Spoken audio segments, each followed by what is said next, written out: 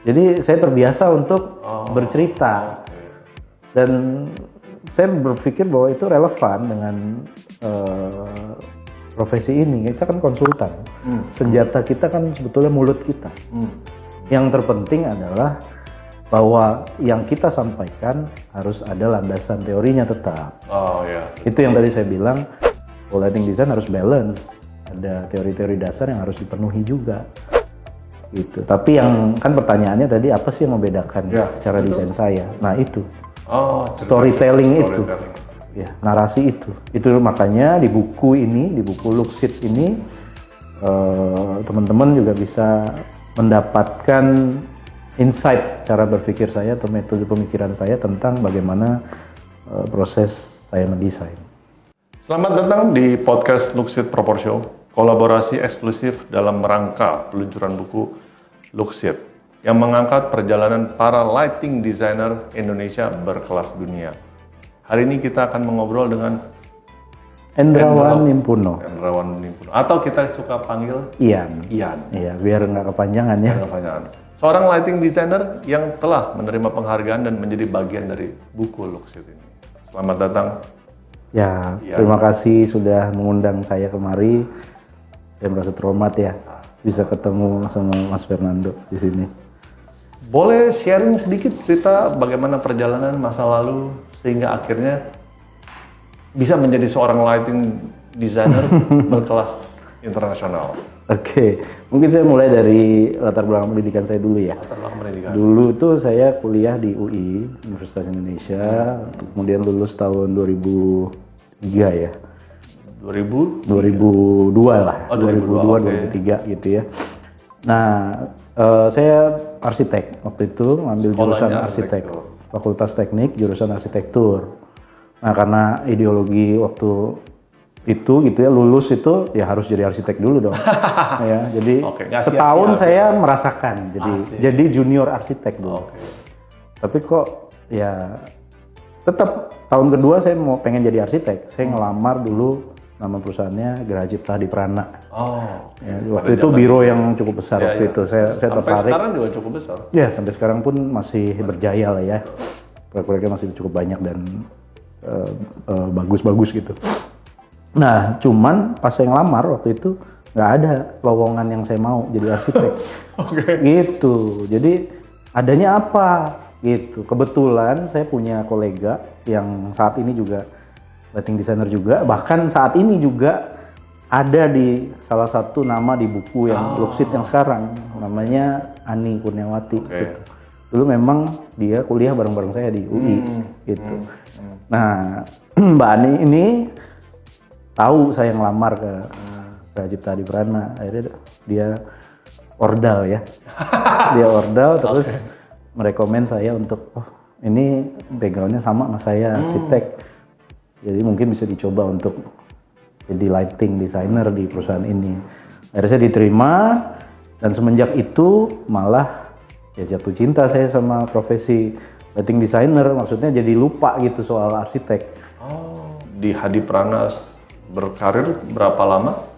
Saya kurang lebih 5 tahun. 5 tahun itu udah berapa banyak proyek dan variasinya udah banyak luas sekali. Ya lumayan ya. Kebanyakan tapi Hadi Prana itu kuat di hospitality ya. Selain rumah tinggal, waktu itu banyak sekali proyek rumah tinggal. Saya sendiri mungkin bisa di atas 10. Cuman salah satu proyek yang cukup prestisius yang saya pegang waktu itu saya diminta untuk menjadi local partner lighting design untuk proyek Bulgari Hotel di Bali. Yang di Uluwatu itu. Betul. Betul. Bulgari itu. Iya, walaupun statusnya kita bukan prinsipal ya, karena prinsipalnya kan dari luar negeri ya, semua arsiteknya luar negeri, tapi Hadi Prana dipercaya sebagai local partner. As a local partner. As local partner, jadi saya ditaruh sana untuk day to day, ya pengawasan, ya design development, tapi dari sisi lightingnya, gitu. Setelah akhirnya merasa cukup, terus kemudian ingin berkarir sendiri terus atau bagaimana nih setelah itu? Ya memang mungkin saya pernah dikasih nasihat sama om saya. Om saya itu pengusaha kulit di Jogja. Pengusaha kulit di Jogja. Dia entrepreneur. Kata-katanya cuma satu ke saya. Waktu dia tahu saya kerja di perusahaan. darahmu itu pengusaha le, gitu. Itu bahasa Jawa. Oke. Itu cuman dia ngomong gitu doang. Saya nggak ngerti maksudnya waktu itu apa. Tapi setelah saya menjalani di perusahaan gitu ya jadi karyawan, ada pada satu titik itu ada limitasi. Kita ada boundaries yang memang membuat kita ya terbatasi gitu. Boundaries itu baru bisa hilang kalau kita memang berusaha sendiri. Dan setelah itu akhirnya mendirikanlah. Ya, mendirikan tidak dalam artian formal. Saya resign. Saya dapat peluang beberapa proyek kecil, sederhana, rumah tinggal, kemudian ada retail gitu ya. Ya serabutan lah judulnya ya, tahun-tahun awal kita resign dari kantor. Saya sendiri semua dikerjain, mulai dari konsep desain, mulai dari sampai ke pembuatan gambar kerja, sampai pengawasan proyeknya sendiri, semua sendiri gitu, karena memang belum punya duit buat bayar orang ya. Tapi ya intinya gitu, jadi dijalani awal-awal, akhirnya kita udah tahu selahnya, sudah mulai dapat penghasilan yang lebih stable. Ya akhirnya saya memberanikan diri untuk mulai membuat tim gitu ya, jadi belum bikin kantor resmi juga gitu. Bahkan seiring perjalanannya pun saya masih banyak berpartner gitu, karena ya belum punya armada yang kuat untuk ngerjain proyek-proyek besar gitu ya. Jadi ada beberapa teman-teman kolega yang kita saling kerjasama untuk bisa ngerjain proyek-proyek yang skala besar. Sampai pada puncaknya tahun 2018, proyek sudah mulai stabil. Saya build up PT untuk perusahaan saya, ya INP Design Consultant. Lighting designer kan memang beragam dan bervariasi. Ya.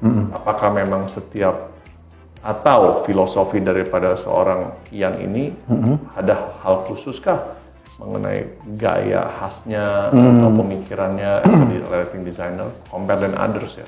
Oh ya, saya tuh kecil suka didongengin sama ibu saya, gitu.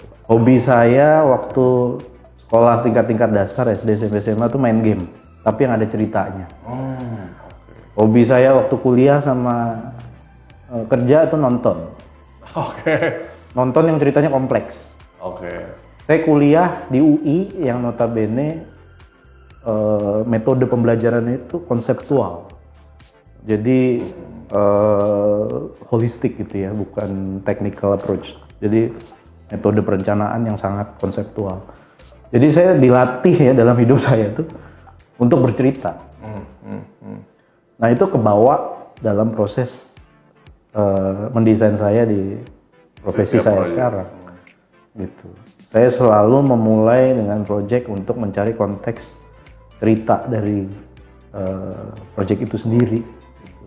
Baik itu dari manusia, kebutuhan manusianya, kebutuhan klien, kemudian dari space ya, dari arsitektur atau interior, bahkan landscape atau konteks lainnya dari keruangannya, dan twist story dari budaya, misalnya dari proyek itu sendiri, geografis ada di mana proyek itu semua saya kumpulin, saya ekstraksi, sehingga dalam prosesnya itu biasa akan muncul keywords itu kata-kata kunci untuk bagaimana akhirnya keywords ini menjadi guideline saya untuk mendesain di dalam setiap proyek. Di setiap proyek.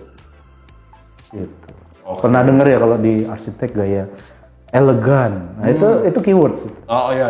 Jadi kita berpegang pada itu, mengembangkan nggak jauh dari itu. Betul. Nah tapi kan tidak sesederhana itu untuk mendapat sebuah keyword. Kita harus membuat konteks cerita. Cuman karena memang ya tadi saya cerita background kecil saya suka cerita, saya suka main game yang sifatnya narasi gitu ya, bukan game fighting atau yang cuman sekedar bermain gitu, tapi ada RPG. Ceritanya, ada background ceritanya. RPG yes.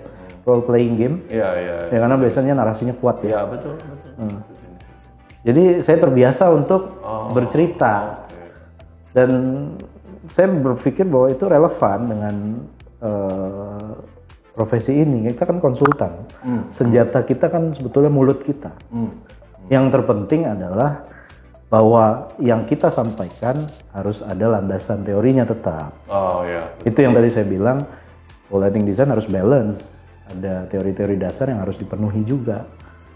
Itu. Tapi yang kan pertanyaannya tadi apa sih yang membedakan cara desain saya? Nah itu, storytelling itu, ya narasi itu. Itu makanya di buku ini, di buku Luxit ini, teman-teman juga bisa mendapatkan insight cara berpikir saya atau metode pemikiran saya tentang bagaimana proses saya mendesain. Project mana sebenarnya yang masuk dan terus kemudian bagaimana ceritanya sehingga bisa menang award? Iya. Jadi di buku ini ada 2 proyek saya yang ditampilkan ya. Okay. Yang pertama itu mungkin teman-teman kalau ke PIK lihat pagoda menyala, namanya Pancoran. Itu cukup viral pada saat pertama kali opening. Karena sangat-sangat heritage sekali ya. Ya, ada a sense of heritage, kultural Tionghoa ya, pagoda kan ya. Kemudian satu lagi itu project namanya Kampung Seafood. Itu sebenarnya food court sederhana di Sedayu City. Oke, Kampung Seafood. Ya. Iya, jadi 2 project ini kenapa dipilih? Karena memang di buku ini sebetulnya dikurasi project-project yang memang memenangi penghargaan internasional.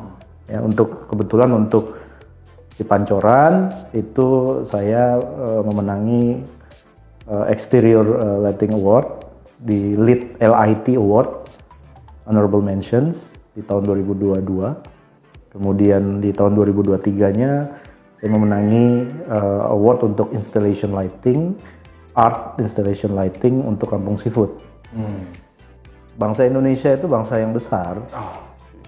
Artinya ya ini terbukti di tahun 2022 dan 2023, di tahun saya memenangkan award project ini, itu teman-teman kolega yang lain itu juga banyak yang memenangkan dan kita termasuk yang paling banyak menang dari Indonesia justru. Dan Design of the Year itu juga diraih sama salah satu yang memberikan inspirasi di buku ini. Itu Mas Rian ya, dari RLUC, dia jadi Design of the Year juga. Jadi kita tidak kalah, bahkan kita bisa dibilang lebih potensial dibanding mereka. Cuman adalah kurangnya exposure itu. Ya, jadi ya salah satu tujuan buku ini dibuat kan adalah memberikan kesadaran ke masyarakat bahwa kita nggak kalah. Kita punya kemampuan yang bahkan lebih baik dibanding lighting designer di luar negeri, bahkan yang punya level yang sama gitu.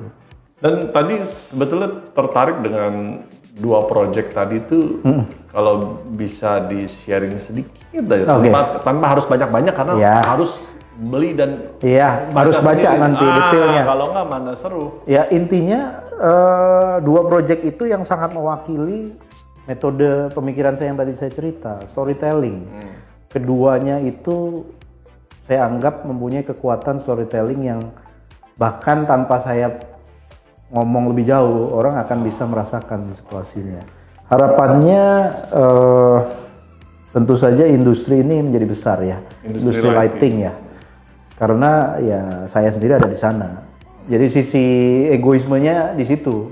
Karena pada saat industrinya besar, otomatis profesi kita semakin lebih dihargai. Ya ujung-ujungnya pemasukan buat kita gitu ya, penghasilan, proyek lebih banyak. Ya kurang lebih begitu. Tapi skala yang lebih besarnya adalah bagaimana industri ini berkembang dengan dukungan dari segala pihak. Oke, luar biasa sekali. Luar biasa. Terima kasih. Sama-sama Mas Fernando. Terima kasih juga sudah diberi kesempatan sharing ya di sini. Dan terima kasih, senang sekali bisa bercerita. Terus kemudian juga, dan buat teman-teman, jangan lewatkan peluncuran buku Luxit pada tanggal 20 Juni 2025. Ikuti terus obrolan bersama para lighting designer yang luar biasa di podcast ini. Sampai jumpa. Sampai jumpa. Terima kasih. Thank you. Luar biasa.